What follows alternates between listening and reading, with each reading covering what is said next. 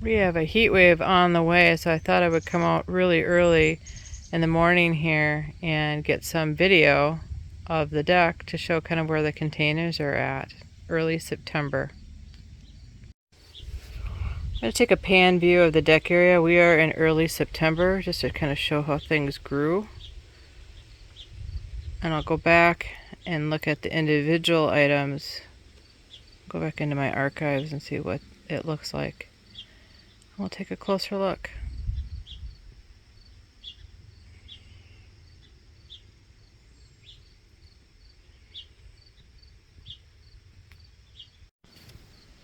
So here are my cherry peppers, and I've been picking them right along. I think I've got almost 4 quarts off from these 3 plants. And they're hot cherry peppers, and they're really nice. Here is my container that I planted this spring, and the jasmine has taken off and gone crazy because we've had lots and lots of heat. I'm getting really close to the first frost date, which is only 2 to 3 weeks out. And I'm going to start taking some cuttings because I want to try to winter this. It's not hardy to my zone. It's probably like a zone 9 or 10 plant. Here's a caladium that I overwintered the little bulbs or the tubers, and I replanted it in a few different places, and I was pleasantly surprised that it loved growing in the sun. I thought they were more shade plants, but this one likes the sun, which is good because I've got a lot of sun. Here's a tired cilantro plant and some other herbs that we have in the container, like oregano and some onions. These containers are absolutely crazy. I mean, they've really grown. I'll pull up on the background. These containers have grown like crazy. I'll pull up the other videos I've got and compare and show what it's done over time. Really like the grass in there, and I'm going to do some cuttings, or I've already collected some seed. We'll probably collect some more. I had a couple other plants in this area that I did take out and relocate, but look at this Coleus. It's probably 3 feet tall. I believe this variety is called watermelon, and there were other plants in the container which you can't even see. It's been dwarfed by this huge Coleus, which is really spectacular.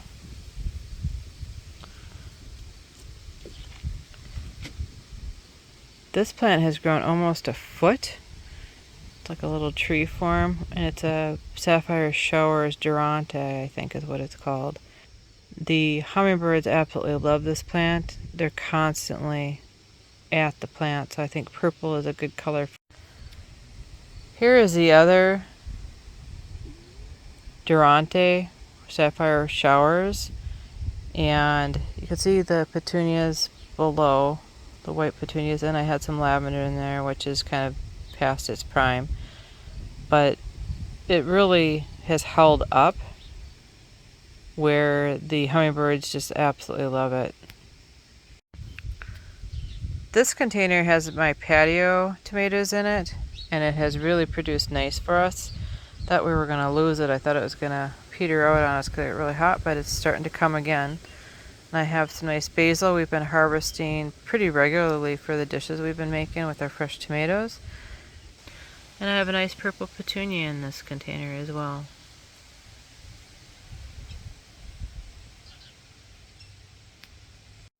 Here's just a simple white container with some annuals in it. I got some alyssum and some petunias.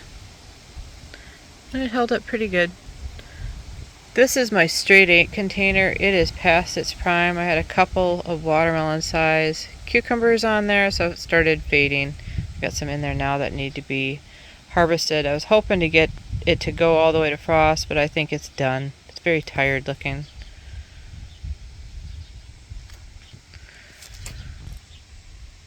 Next to that container, we have this container which has my little sweet peppers. This variety is called Lunchbox, and they're absolutely delicious, filled with cream cheese.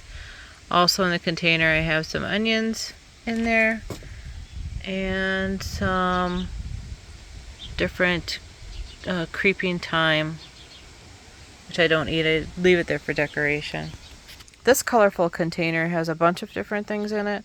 I got this beautiful Petunia, which is spilling over the side. And then I have this Clematis, which is called Fireworks. And it has been blooming for 8 weeks. That is amazing. Again, Fireworks.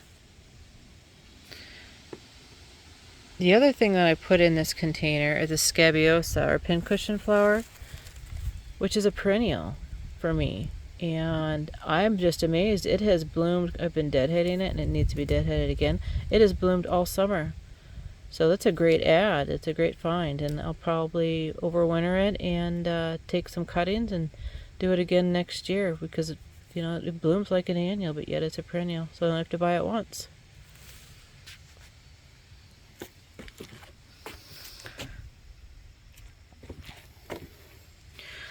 I had put a whole bunch of trees in containers that I have for my nursery, and I just put them on the deck to kind of fill in the space, to give some green space. And these are white pines. They're probably 2 years old, and I really need to get them in the ground. But we've been in such a severe drought, I figured it's easier to keep them alive in the containers for now. I'll come back around and do some planting, maybe if we get some rain here in mid-September. I want to get it in the ground so it gets 4 to 6 weeks before we get a hard freeze. We usually get the hard freeze by November 1st, but the killing frost will come early, up to the second week in September sometimes. So this little container has got a lot of purple in it. It's got some petunias in it. It's got some purple alyssum in it, and some marigolds, which need to be deadheaded. And it's been quite a colorful pot for us. This container has produced just tons and tons and tons of cherry tomatoes. There's some on here now. There's some on here now. And I've been harvesting it right along.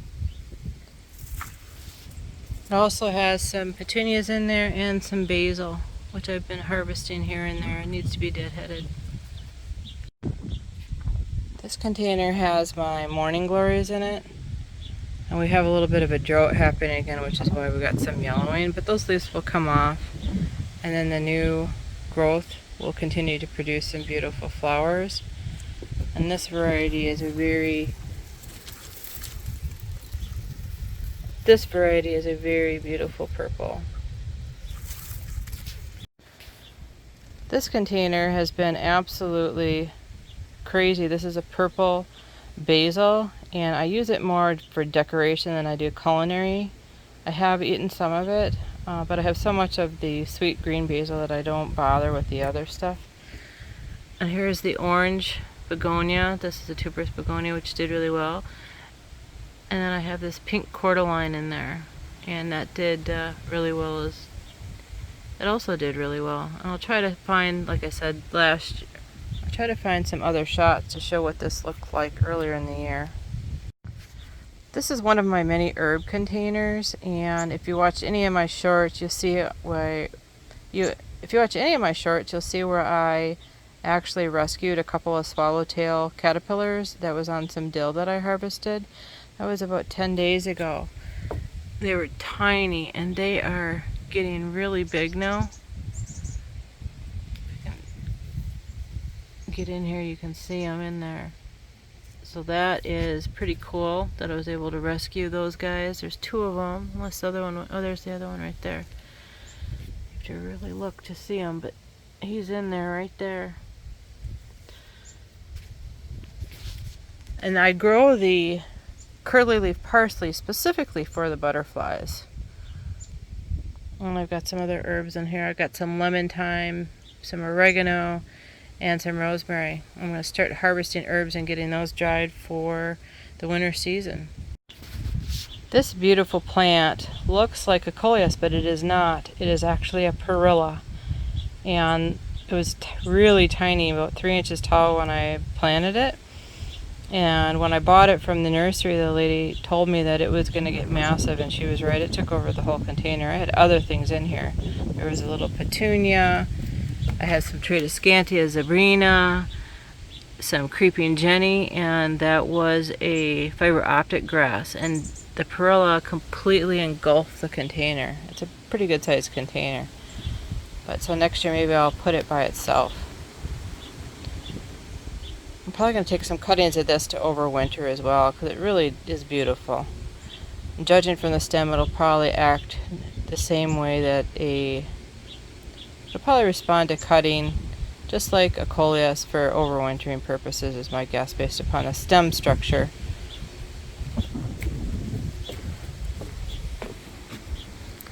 Every once in a while we see something in the spring and we buy it and we don't know what we're going to do with it. This is a blueberry viburnum, I think.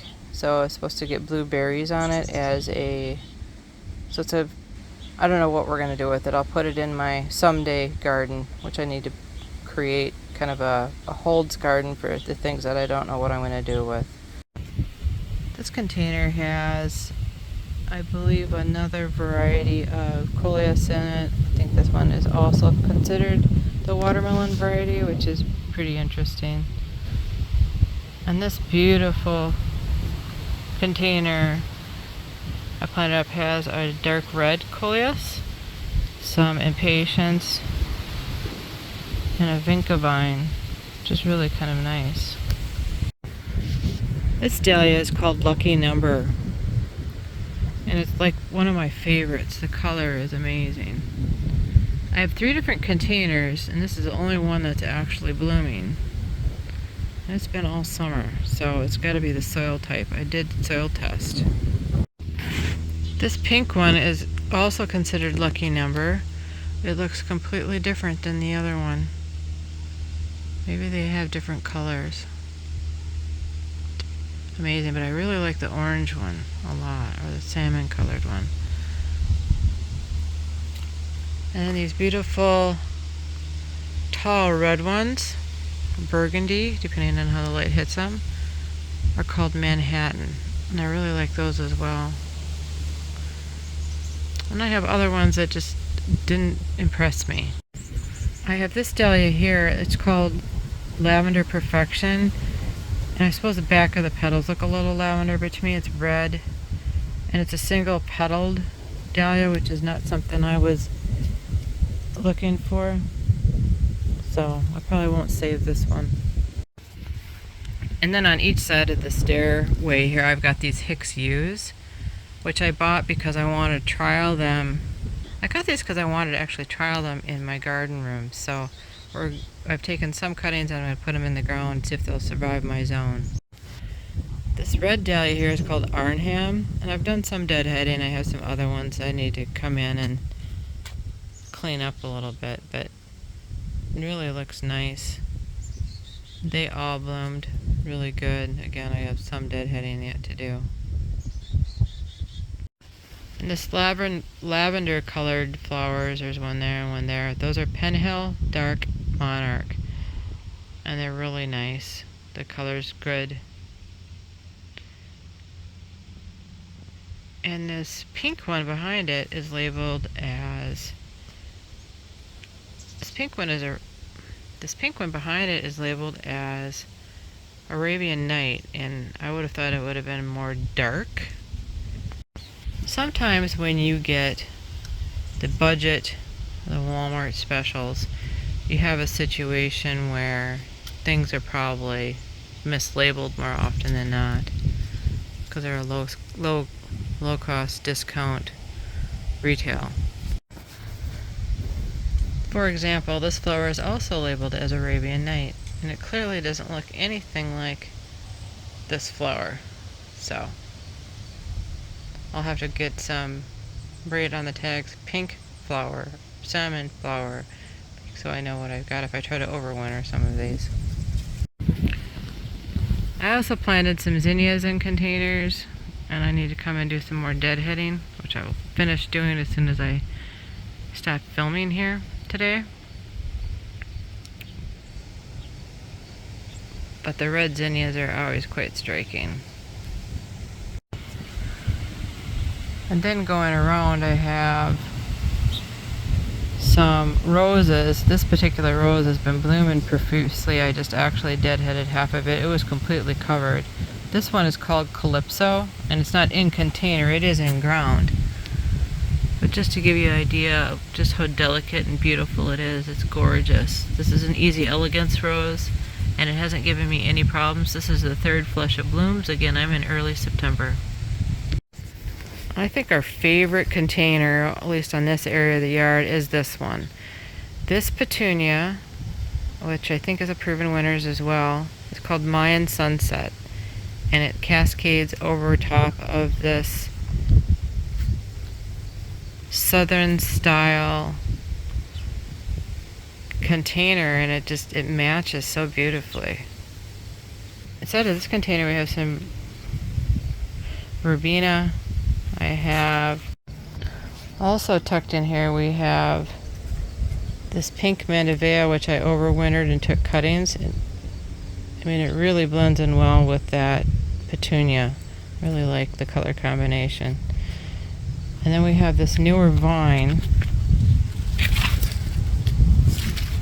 We also have this newer vine, which is very bright and cheery. Here is another rose, which is newer to me. This is a hybrid tea. This one is called Julie Andrews, and this is again the third flush of blooms. And each flush of blooms, it gives me more and more and more, and this is all in the same year, which is really amazing. Much better than the old world roses, which bloom once and you're done. I'm really loving the newer roses. I haven't had too many problems with this one at all. And it's highly fragrant. It smells beautiful. Continuing on the back side, or the east side of my deck, I have these Big Brother dahlias, and it was a bunch of, I think, 7 dahlias.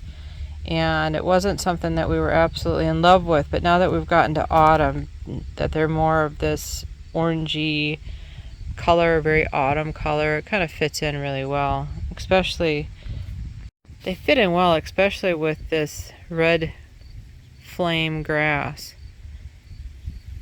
So it actually looks pretty autumny, which is kind of nice. So this is the darkest corner on my deck for flowers, and I can tell by the flowers themselves they're not getting enough sun, and that's why they're not blooming quite as much. I did just deadhead, but they just haven't been doing quite as well, and that's due to the lack of sun in this corner. So I might opt for more of a shade garden mix next year for the east side of the deck, just because I just am not getting the sun to get what we need. If you'd enjoyed this tour, give us a thumbs up so YouTube knows to share this content with others. Also, check my tours playlist in the description below. Thanks for stopping by. Have a great day.